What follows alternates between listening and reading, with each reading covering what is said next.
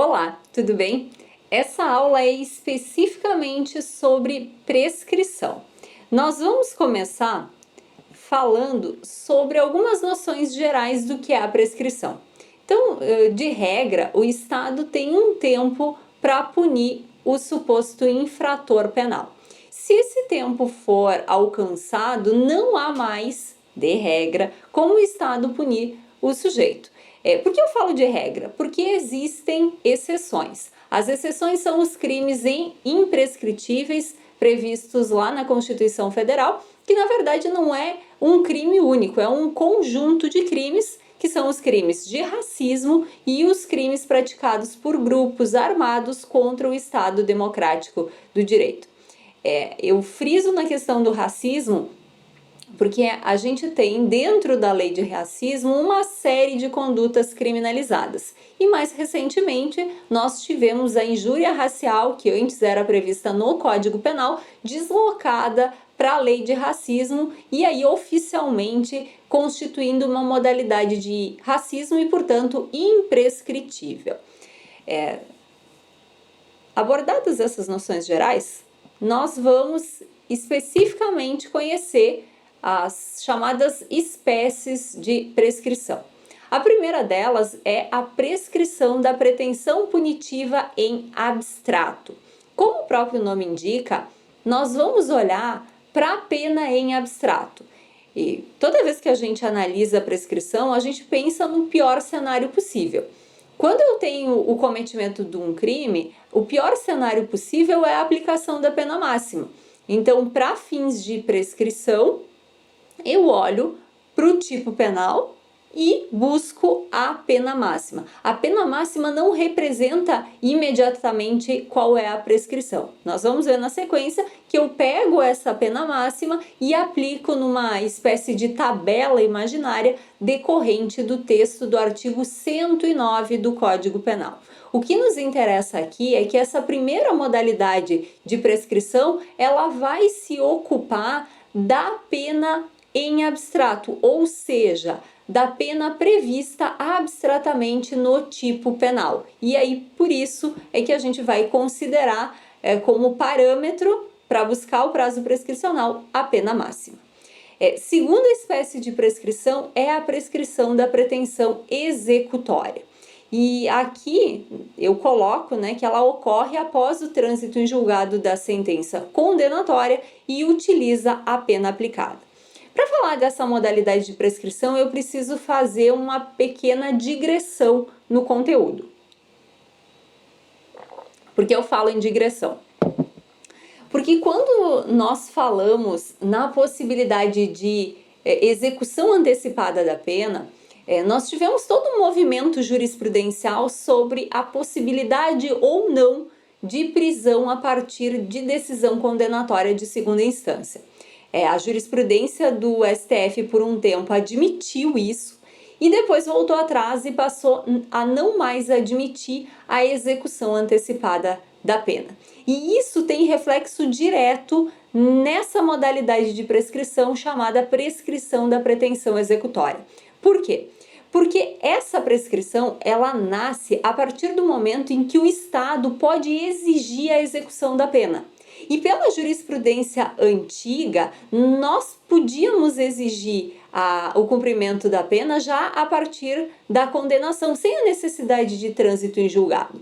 E aí, se você olhar o texto expresso do Código Penal, ele vai falar que essa prescrição vai começar do trânsito em julgado para a acusação. Então, eu não precisaria do trânsito em julgado para as duas partes. Por quê? Porque acontecendo o trânsito em julgado de uma condenação para a acusação, ela já podia exigir o cumprimento daquela pena. Se ela não exigia, a prescrição estava correndo. Mas nós tivemos no tema 788 do STF a fixação de uma tese sobre a não recepção dessa expressão para a acusação constante aí no artigo 112 do Código Penal.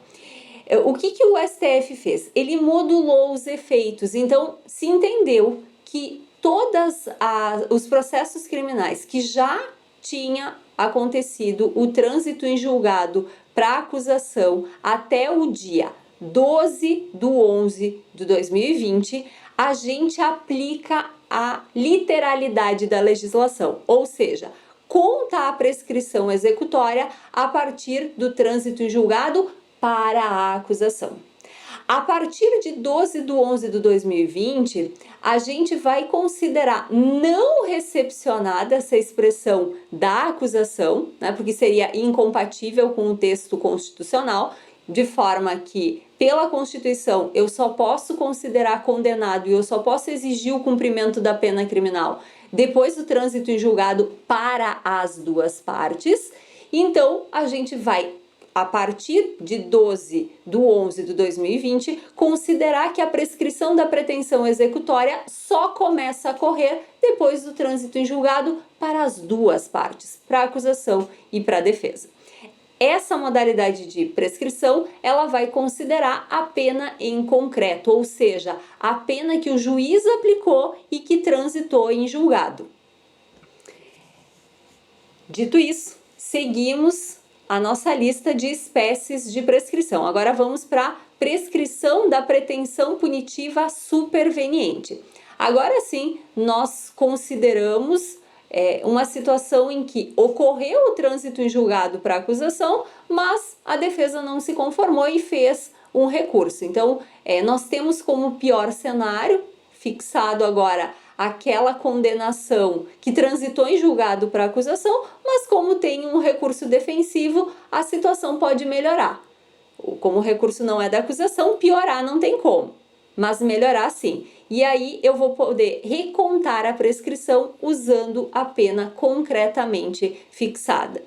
E a quarta e última modalidade de prescrição que nós temos aqui é uma prescrição que o STJ não reconhece, que é a chamada prescrição projetada ou prescrição em perspectiva. A hipótese é de nós simularmos um cálculo de pena e, a partir dessa simulação, a gente fazer uma projeção do prazo prescricional. Se o prazo prescricional já fosse alcançado, por um argumento de economia processual, eu poderia alegar a prescrição. Notem, e é por isso que o STJ não aceita, é uma simulação de pena. A gente nem sabe se a pessoa de fato vai ser condenada e se aquelas circunstâncias vão ser consideradas ou não para fins de cálculo de pena. Embora o STJ não considere, em primeiro grau muitos juízes aplicam essa modalidade de prescrição. Por quê? Porque é uma forma de economizar recurso e de não trabalhar por nada, né? Porque muitas vezes é evidente que se aquela instrução processual seguir, lá adiante vai ser reconhecida a prescrição. Depois, nós temos aqui uma tabela organizada a partir do artigo 109 do Código Penal. Eu organizei de forma inversa, né? A gente começa no 109 com um prazo prescricional maior. Aqui eu inverti para deixar ela em ordem crescente. Então, o menor prazo prescricional que nós temos no Código Penal é de 3 anos, quando a pena for inferior a 1 ano. Se eu tiver uma pena de 1 ano, inclusive 1 ano, até 2 anos, o prazo prescricional é 4. Se eu tiver uma pena maior que 2 anos até 4, o prazo prescricional é 8. Uma pena acima de 4 anos, mas limitada a 8, o prazo prescricional é 12 anos. Acima de 8 anos de pena até 12, o prazo prescricional é 16 anos. E se nós tivermos uma pena acima de 12 anos, o prazo prescricional é 20 anos. Importante, para considerar a prescrição, a primeira modalidade de prescrição que nós vimos aqui, né, que é a prescrição em abstrato, para essa prescrição é importante considerar não só a pena máxima. Se eventualmente incidir alguma majorante ou minorante, nós também vamos fazer a incidência dessa majorante ou dessa minorante, sempre pensando no pior cenário possível.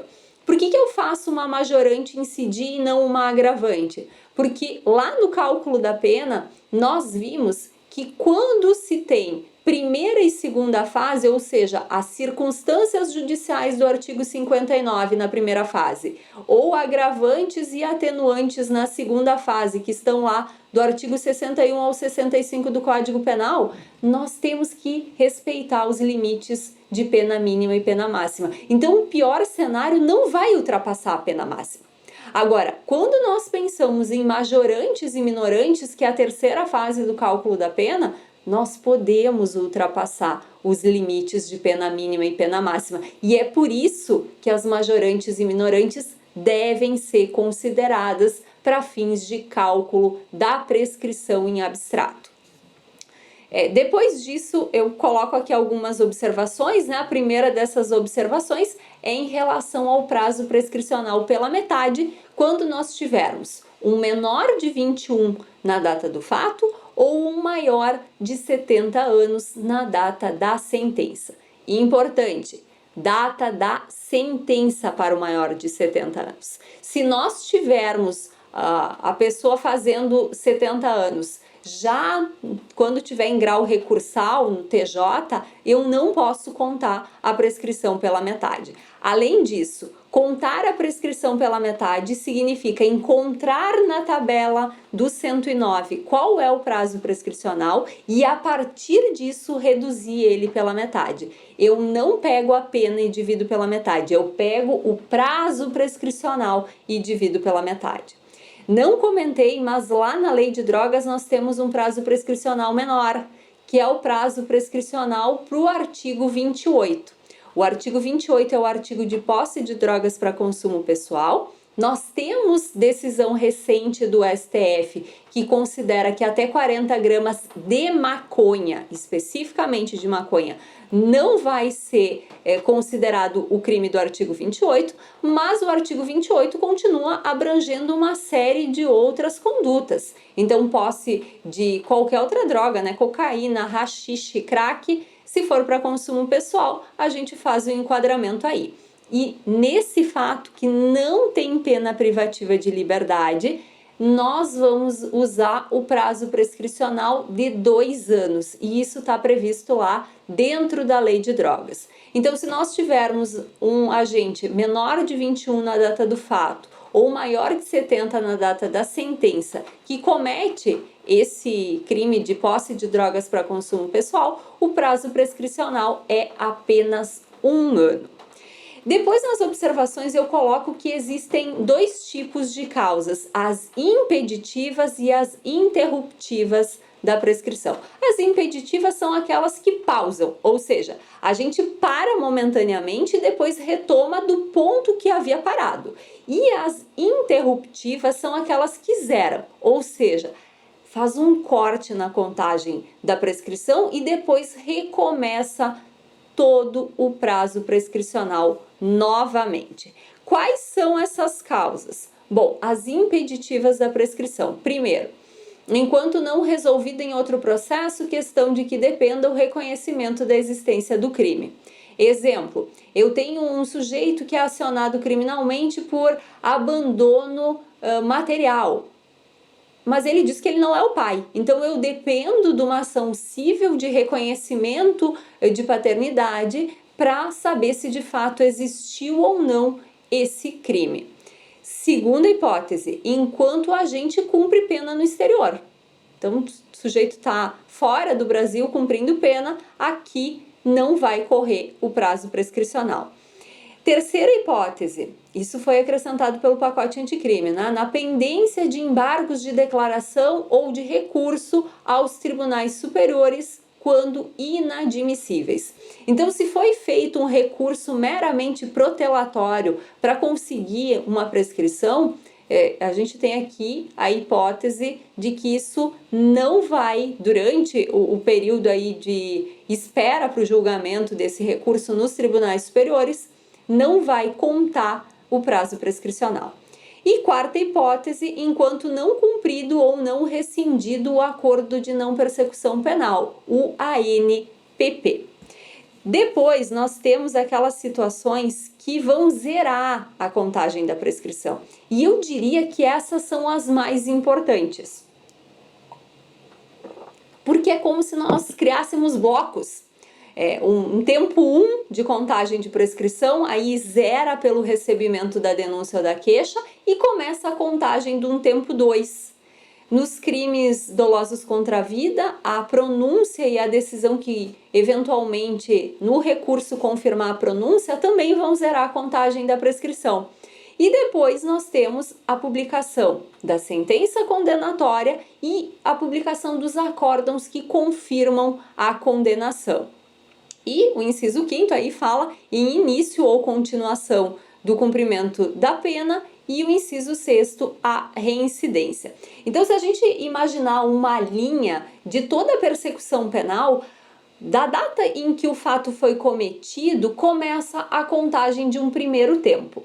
Quando a denúncia ou a queixa for recebida pelo juiz, a gente tem um corte na contagem do prazo prescricional e aí fixam o que seria o nosso T1 para fins de consideração da prescrição em abstrato. Recebida a denúncia ou a queixa, começa o T2, que vai até pensando aqui num procedimento comum, né, fora do júri, vai até a publicação da sentença condenatória. Foi publicada a sentença, eu tenho um outro corte, que é o T2. E aí eu analiso o T1 isoladamente, o T2 isoladamente, eu não posso somar. Então, em cada lapso temporal desses, eu vou verificar se a prescrição foi atingida ou superada. Se foi, eu posso alegar a ocorrência da prescrição e pedir a extinção da punibilidade. Depois, se tiver recurso, então, a cada decisão que confirmar a condenação, nós temos outro novo corte e, portanto, vai fixar outro lapso temporal. Com isso, nós encerramos esse conteúdo básico sobre prescrição. Eu espero que você tenha aproveitado e até mais. Tchau!